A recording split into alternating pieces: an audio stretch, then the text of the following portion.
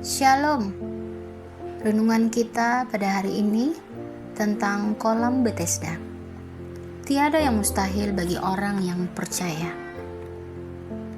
Penyembuhan pada hari Sabat di kolam Bethesda.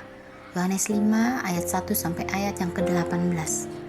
Pada ayat yang ketiga dikatakan, dan di serambi-serambi itu berbaring sejumlah besar orang sakit, orang-orang buta, orang-orang timpang, dan orang-orang lumpuh yang menantikan goncangan air kolam itu. Inilah yang terjadi di sekitar kita, di tengah dunia yang fana ini. Ada sejumlah besar orang sakit, baik itu yang sakit jasmani maupun yang sakit rohani. Ada yang banyak orang mengalami kekecewaan, mengalami sakit hati dalam hidupnya. Orang-orang buta, orang-orang yang tidak dapat membedakan lagi yang mana yang benar, yang mana yang salah. Orang-orang timpang, orang-orang yang tidak lagi berjalan dengan benar sesuai dengan kebenaran firman Tuhan. Dan orang-orang lumpuh, orang-orang yang tidak sanggup bangkit lagi untuk berdiri di hadapan Tuhan. Mereka menantikan goncangan air kolam Bethesda. Pada ayat yang keempat, sebab sewaktu-waktu turun malaikat Tuhan ke kolam itu dan menggoncangkan air itu. Kenyataannya adalah mereka tetap datang ke kolam itu karena mereka percaya pertolongan Tuhan.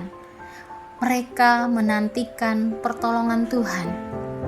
Bahkan ada yang sudah 38 tahun lamanya sakit. Apa kata firman Tuhan tentang keadaan dunia ini? Pada ayat yang ke-6, ketika Yesus melihat orang itu berbaring di situ, dan karena ia tahu bahwa ia telah lama dalam keadaan itu, berkatalah ia kepadanya, "Maukah engkau sembuh?" Tuhan Yesus melihat, Tuhan Yesus tahu keadaan kita, dan Tuhan Yesus berkata, "Maukah engkau sembuh?"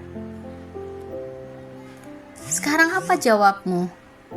Pada ayat yang ke-7, jawab orang sakit itu kepadanya, "Tuhan." Orang sakit itu tetap menjawab, "Tuhan." Artinya tetap pengharapannya kepada Tuhan. Jawaban saya dan saudara yang Tuhan dengar. Apakah saat ini kita tetap berkata, "Tuhan, ini aku Tuhan, ini keadaanku Tuhan, tolong aku Tuhan."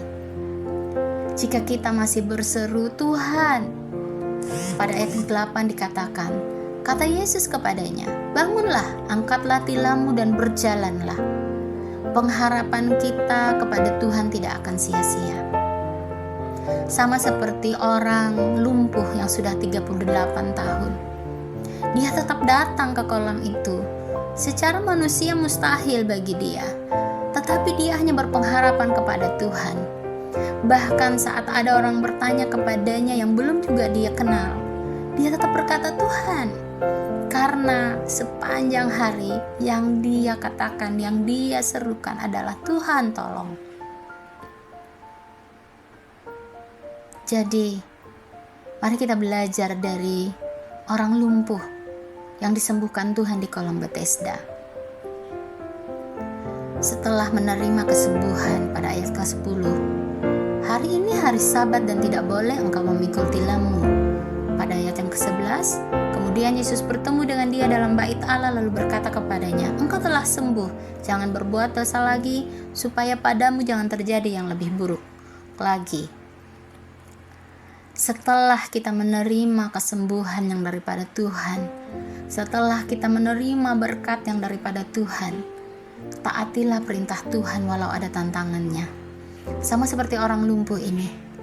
Dia tahu bahwa orang Yahudi tidak boleh mengerjakan sesuatu termasuk mengangkat tilam di hari Sabat.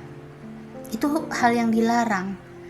Tetapi dia lakukan karena itu adalah perintah. Kemudian yang berikutnya, Yesus bertemu dengan dia di bait Allah.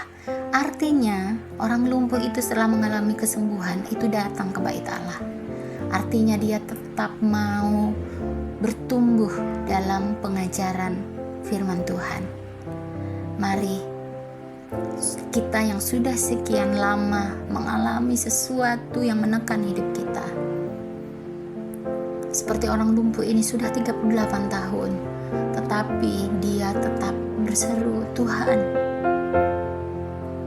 Mari kita datang kepada Tuhan. Pengharapan kita tidak akan sia-sia di hadapan Tuhan. Walaupun mustahil bagi dia terjadi kesembuhan di kolam Bethesda itu, bagi orang lumpuh itu, tetapi tidak ada yang mustahil karena Tuhan melihat keadaan kita. Tuhan tahu, dan Tuhan bertanya kepada kita, maukah kita sembuh? Apa jawabmu? Haleluya. Tuhan Yesus memberkati.